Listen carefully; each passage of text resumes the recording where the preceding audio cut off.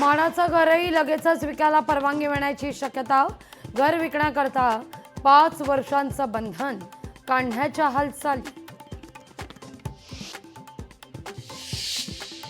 TWJ बँकेतील ठेवीदारांना लाखोंचा गंडा.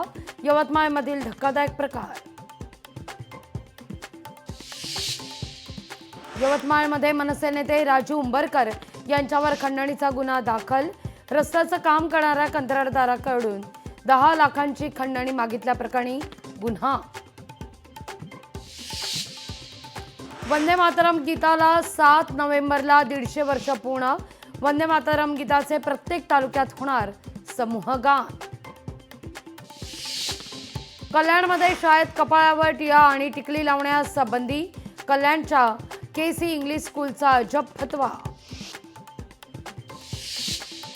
समाजात समन्वय राहण्याकरता दक्षता समिती स्थापित. शेतकऱ्यांना तातडीनं मदत जाहीर करा. पंकज भोयर यांचं आश्वासन. ऐन दसऱ्याच्या तोंडावर फुलं महागली. फुलांचे दर 100 पार. अमरावतीमध्ये अंबाबाई मंदिरात चोरीचा प्रयत्न करणाऱ्या 2 महिलांना अटक. CCTV नियंत्रण कक्षातील पोलिसांची कारवाई.